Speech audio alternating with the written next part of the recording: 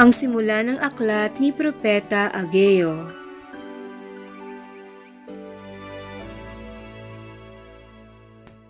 Ikalawang taon noon ng pamamahala ni Haring Dario sa Persya. Nang unang araw ng ika-6 na buwan, tinawag ng Panginoon si Propeta Ageo. Ipinasabi niya kay Zorobabel na gobernador ng Huda at anak ni Siltiel, at sa punong saserdoteng si Josue na anak naman ni Josadak. Ganito ang sinabi ng Panginoon: Ipinamamalita ng bansang ito na hindi pa panahon upang muling itayo ang templo. Sinabi nga ng Panginoon sa mga Israelita sa pamamagitan ni Propeta Ageo, Maganda't maaayos ay inyong mga tahanan, ngunit pinababayaan ninyong wasak ang aking bahay. Isipin ninyo ang inyong kalagayan. Marami ang inyong inihahasik, ngunit kakaunti ang inaani. Kumakain nga kayo, ngunit hindi nabubusog. Umiinom kayo, ngunit hindi nasisiyahan. Kumikita nga ang mga manggagawa, ngunit ang kita nila'y parang nahuhulog sa buslong butas. May damit nga kayo, ngunit hindi makaalis ng ginaw. Isipin ninyo ang nangyari sa inyo. Kumuha kayo ng kahoy sa bundok. Gawin ninyo uli ang templo, at doon ko ihahayag ang aking kaningningan.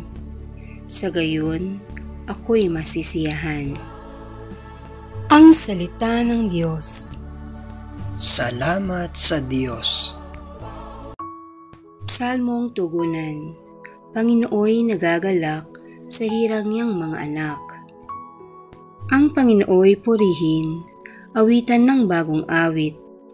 Purihin sa pagtitipon, ng tapat sa pananalig. Magalak ka, O Israel, dahilan sa manlilikha. Dahilan sa iyong hari, ikaw Sion ay matuwa. Panginooy nagagalak sa hirang niyang mga anak. Purihin sa pagsasayaw, purihin ang kanyang ngalan, alpat tambol ay tugtugin, at siya ay papurihan.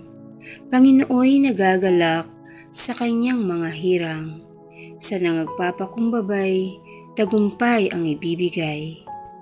Panginooy nagagalak sa hirang niyang mga anak.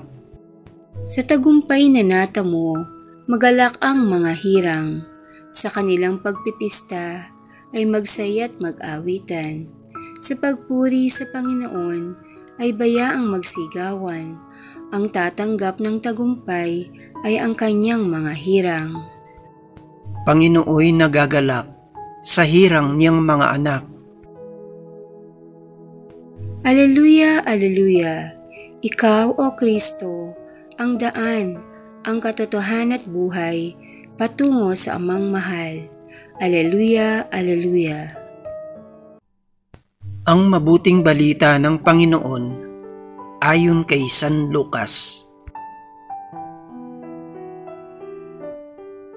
Noong panahong iyon, nabalitaan ni Herodes na tetrarka ng Galilea ang lahat ng ginagawa ni Jesus. Nagulo ang kanyang isip sapagkat may nagsasabing muling binuhay si Juan Bautista. May nagsasabi namang lumitaw si Elias, at may nagsasabi pang muling nabuhay ang isa sa mga propeta noong una. Kaya't ang sinabi ni Herodes, pinapugutan ko si Juan, ngunit sino ang nababalitang ito? Marami akong naririnig tungkol sa kanya, at pinagsikapan niyang makita si Jesus. Ang mabuting balita ng Panginoon.